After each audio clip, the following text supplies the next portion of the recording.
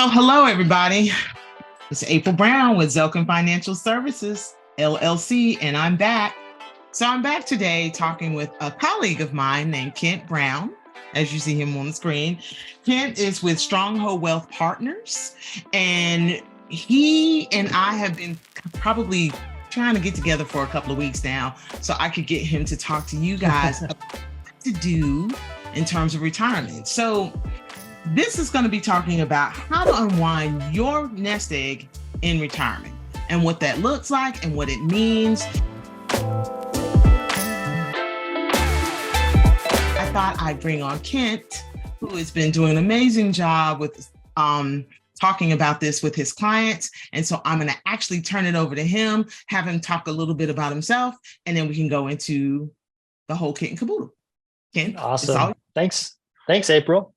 So thank you for letting me come here and chat for a little bit. I'll be doing some drawing on my board.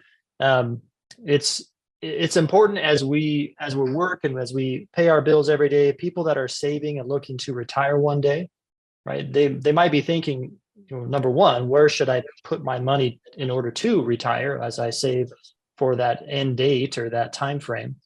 But a big question would be, how do I unwind this once I'm done? So we spend all this time working for 30, 40 years plus, whatever that looks like. And as we save our nest eggs, the questions would be, how do I unwind this nest egg? Because every single person, myself, April, you, one day we will have to unwind what we have built up. So I'll spend some time drawing on the board. A little bit about me. I'm a financial advisor here in Arizona. Born and raised here in Arizona, married over 20 years, 4 kids, huge Arizona sports fan. So my poor Phoenix Suns last night didn't do too well, but we'll see. You always hope for the next year. Like, hey, it's always next year. So anyway, we'll jump into this. I'm going to turn my video off here, and I'm going to be drawing on my iPad here. So let me share my screen. Excellent. Okay, so I'm going to draw out a basic, something very important. So right now I do teach classes here in Arizona, excuse me, on Social Security and taxation on Social Security. But we're going to talk about how the IRS looks at your money. Okay, and I'm going to go through just a hypothetical scenario of a husband and wife. This can apply to anybody, single person, married couple, young, older. It's extremely important because we want to know where we're putting our money and what different buckets we're putting them into. So, a 401k might be a term that people are familiar with, an IRA and so forth.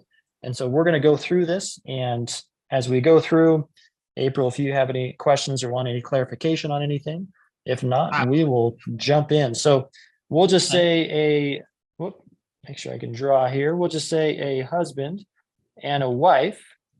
And we're first going to start with their age. Okay. Now, again, this can be anybody younger. This could be people nearing retirement, in retirement. Age-wise, we'll just say they're both 50 years old.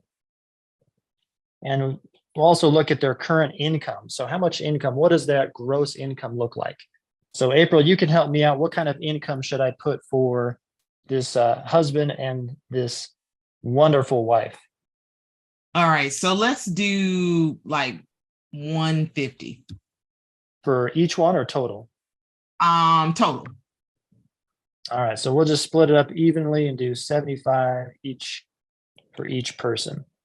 Now, for their goal retirement age, right? So they might have a goal retirement age. Or April, what age do you think this couple is going to retire at, or what is their goal? They want to retire at 67.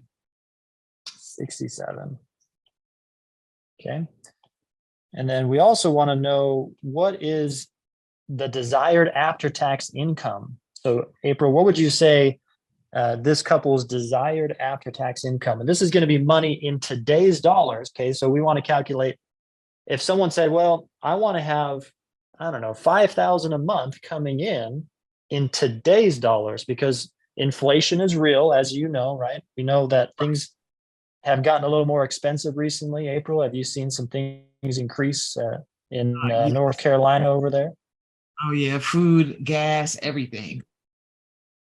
And just going through the drive-through at like a fast food Yeah. chain, you might notice a price increase on those things. Like, wow, this is a little more expensive than it was a couple of years ago. Yeah, So we want to lately. know, yeah, we want to know what this couple wants to get in today's dollars on a monthly basis, and this is after taxes. So April, how much money do you think they want hitting their bank account every month in retirement?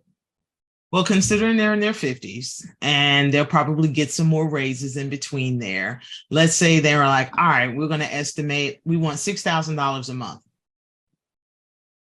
All right, 6,000 a month. Okay. So that's going to be 72 a year. Now, do they have any pensions where they are? Yes, the husband has a pension. How much is that going to be per year? So right now he's got about 5 years left before he retires officially as a law enforcement agent. Okay. So let's say his pension is he's estimating currently right now is going to probably bring him about 2,500 per month. About, okay, 2,500 per month. Awesome. That would be fantastic. Now that's a pretty decent pension. Not a lot of pensions out there in today's world, but that's fantastic. Rental properties. Are they going to have any rental properties? Yeah, so they took their hard-earned funds and they decided to purchase property, and they own two houses that they rent out. So let's say the rental property is bringing them about $3,000 a month. Okay.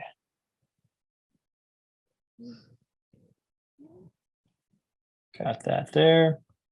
And then for Social Security, we'll just estimate, we'll just say about 30,000 a year for each of them. By the time they hit that age, that's a total of 60. Okay. Now, on the bottom part here, I'm going to start drawing some numbers in this little red cylinder. Okay. And it's important that we understand and how our tax system works on our income. Okay. So if I was looking at this presentation and I say, well, I think I earn $100,000 a year. Well, in this case, this couple earns 150,000. Again, this is for anybody. You could be single, making 200,000 a year. You could be married, both of you making 75,000 a year. But essentially, the way our tax system works is that the current income that we receive, it flows into this cylinder, if you will, and it fills this up to a certain level. So Right. essentially, like in this case, they make 150,000. Let's say they hit the tax bracket of 22% with that income.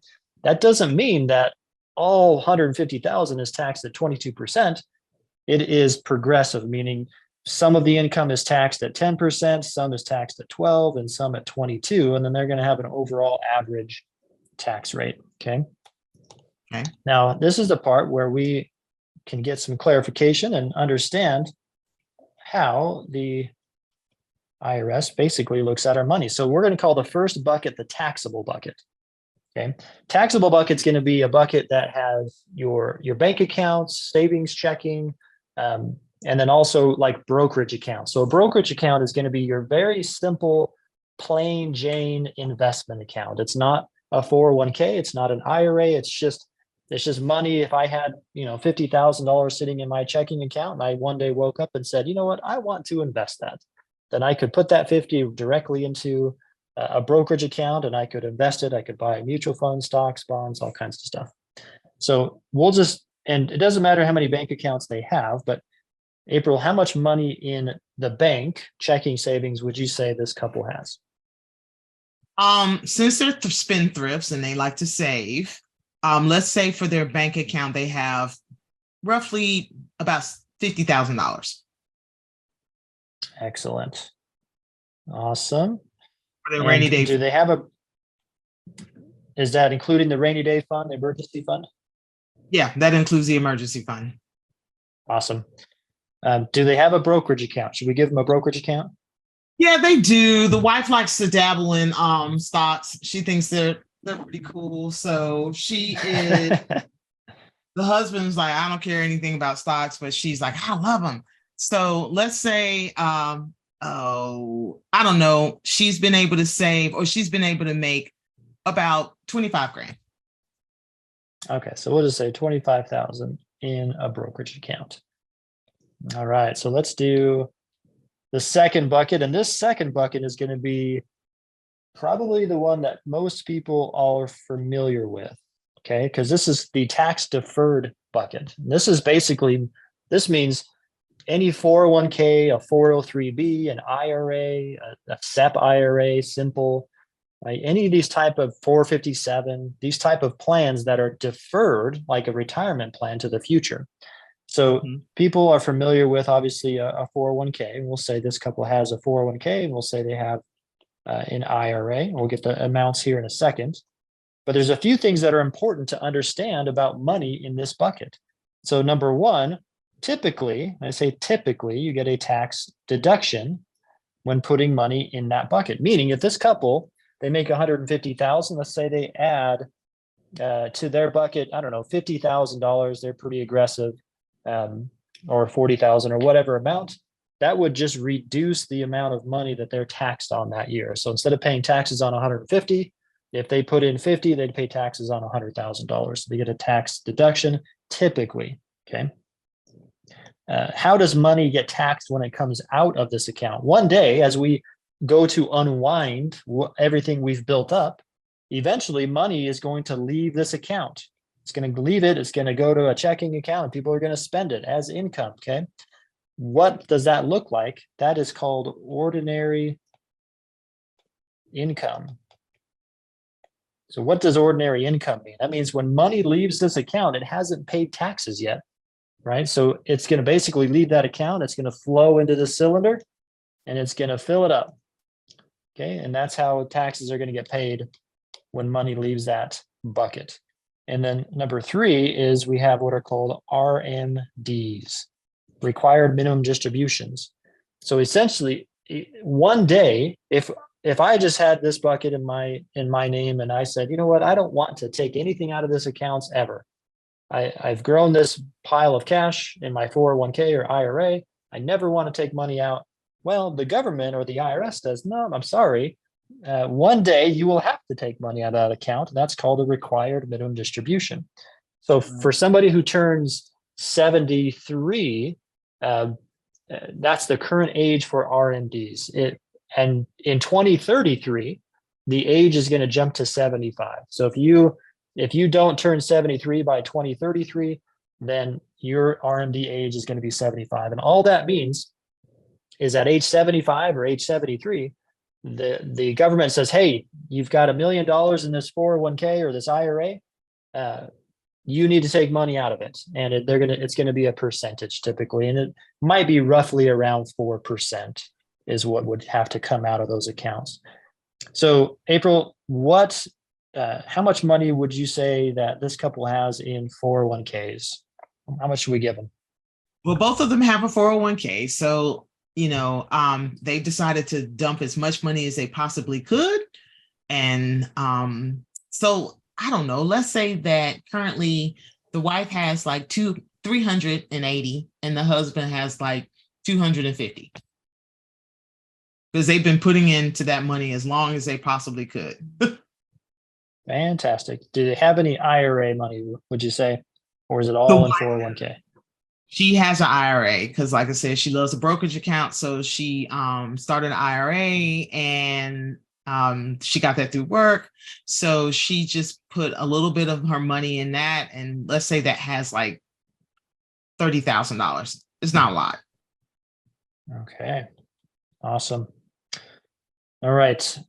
The last bucket we're going to talk about is called, let me get that lined up there, the tax-free bucket, we'll call it. Okay. Now the tax-free bucket, it's important to understand these three different buckets. When money comes out of these buckets, how is it taxed? Now, in the taxable bucket, somebody might say, well, if I have 50,000 in a bank account, I've already paid taxes on that. Yeah. So we're just talking in that bucket about maybe in a brokerage account, if there's any capital gains, in a checking account or a money market account. Today, you might get a better interest rate than you did in the past. So any kind of taxable growth would be the taxable part of that taxable bucket. Tax deferred, obviously, we're not paying taxes today. We're waiting to the future. And then tax free, right? We are paying taxes today at today's rates so that we do not have to pay taxes if we take it out in the future. And a couple of instruments that would fall into that this bucket would be a Roth type structure. And this could be a Roth IRA, or it could be a Roth 401k, or there might be some type of Roth option that people have access to at their employment, where it's a post-tax type option or a Roth option. Now, when money leaves the tax-free bucket, it's going to be free of federal taxes. It'll be free of state taxes and free of capital gains taxes. Okay. And the second thing when money leaves that bucket is that there are no RMDs for any type of money in a Roth or that bucket. And then number three, which is actually pretty important, which we won't spend a lot of time on today. When money leaves the tax-free bucket, it does not trigger taxes on Social Security. Okay. When money leaves the tax-free bucket, it does not trigger taxes on Social Security. So there's, for anybody who is near retirement or entering retirement and you're wondering about Social Security or what do taxes look like on Social Security, you want to Google provisional income or combined income. Okay. And essentially, that is the way that the IRS says, okay, you're getting paid the Social Security. They want to know how much of your Social Security is going to be taxed. And I want to say a phrase right now that might strike people as, I don't know, it could be very helpful to know that as individuals, and I want to be very clear, for the most part, okay, and that I want to use that terminology, for the most part, we will choose if we want to pay taxes on our Social Security. Okay.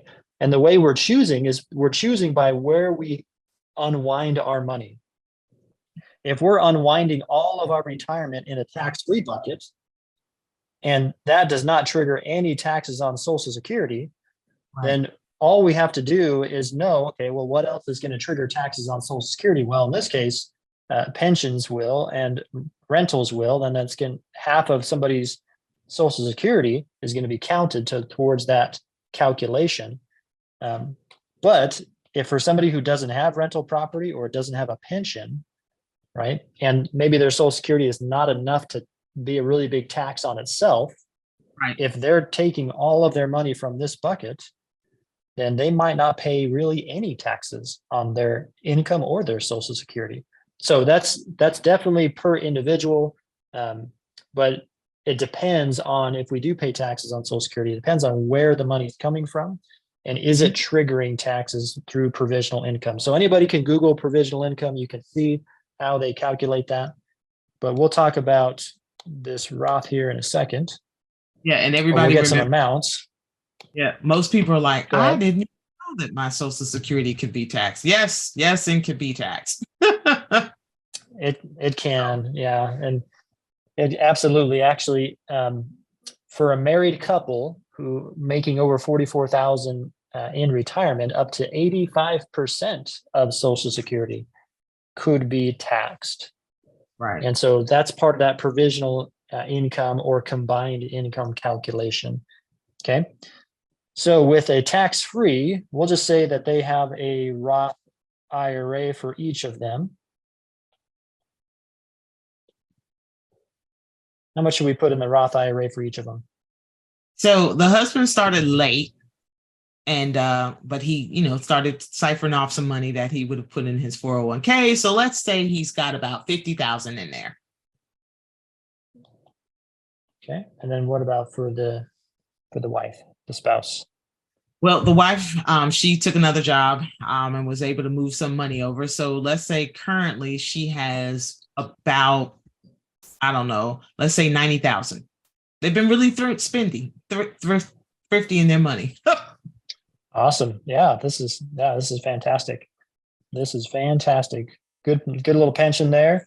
Got some Yeah. savings built up. Yeah, some So people passed, the they got some, important folks passing and that kind of thing, and just kind of being smart about how they've been managing their dollars.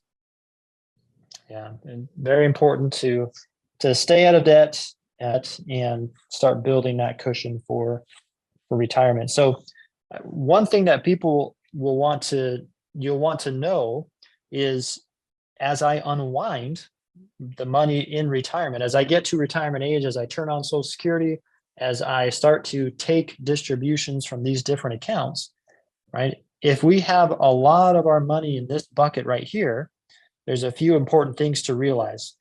Number one, what we're saying by putting money in this bucket was we're saying, I don't want to pay these tax rates today. I want to pay whatever the tax rates are going to be in the future. Ooh, April, do you feel or think that taxes are going to go up in the future? of course they're going up. It's okay. So again, if I have money in this bucket, what I'm saying is I don't want to pay these rates today.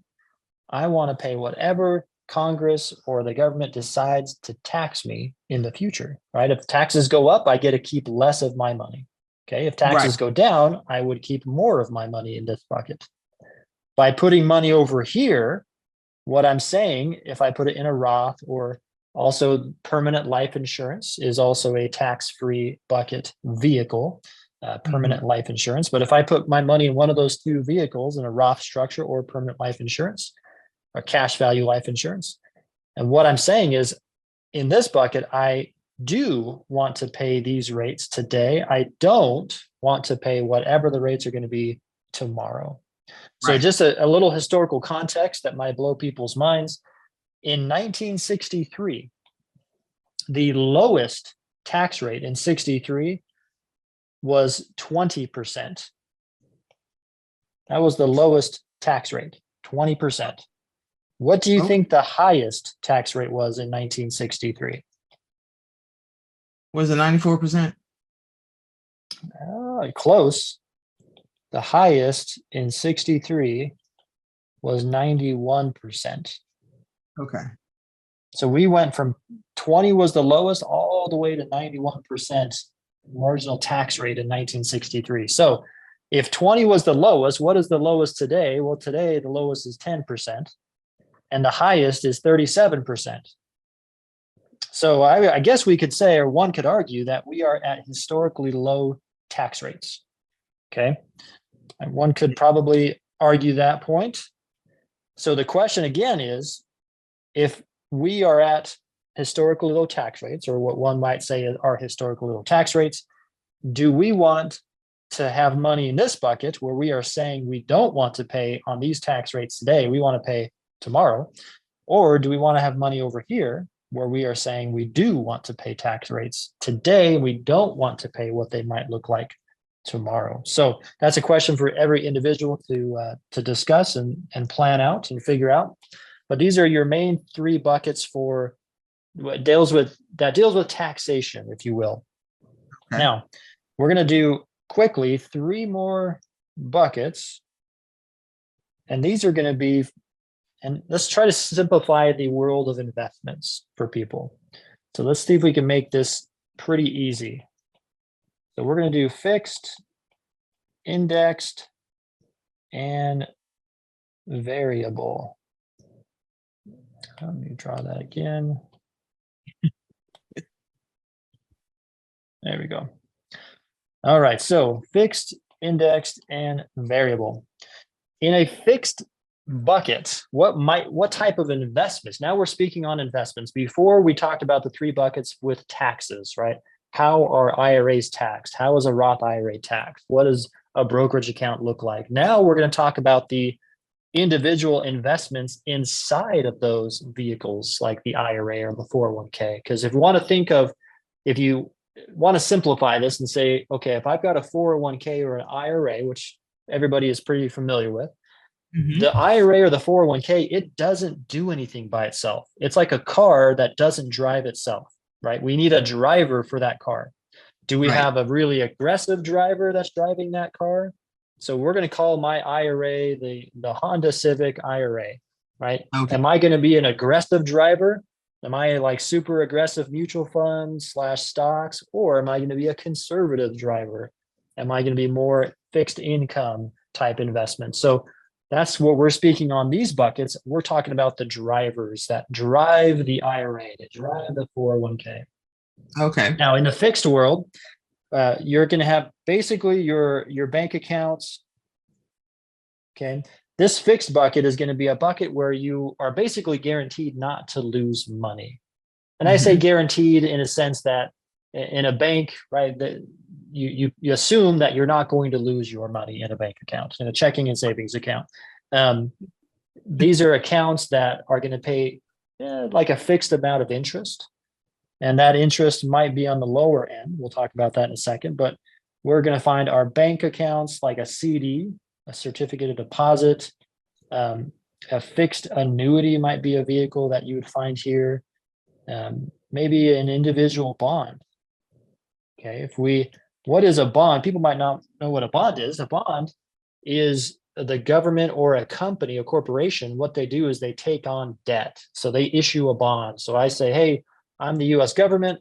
I need to issue a treasury, a note, a bill. So I'm going to issue this treasury. If you, individual or foreign government or whoever, want to give me, the US government, money, then I will pay you interest on that money. And at the end of the term, I will give you your money back and you got all the interest that entire time. So that is a bond. In this fixed bucket, we might see a range of roughly, I say roughly, 0 to 5% in today's world of interest that's paid on the money in those accounts. Okay. Now, April, what might be a problem if we're only getting 2 to 3% per year on our money? What might be an issue that we could run into? Inflation, which is right now at 8%, or it was. So inflation is eating up my 2 to 3% that I'm earning on my fixed bucket. Inflation, absolutely. Or we might be, if we have a bunch of money in that fixed bucket, we might be going broke safely. Yes. Okay. Now, inflation is an issue, but we have high liquidity over there in that bucket in a bank, and for the most part, fixed annuities. There might be a short term on that. For people wondering on a fixed annuity, that's very, I guess you could say, is pretty similar to a CD. A bank would issue the CD, pay interest for a certain term. A fixed annuity is issued by an insurance company, and they pay interest for a certain term. So let's say a fixed annuity.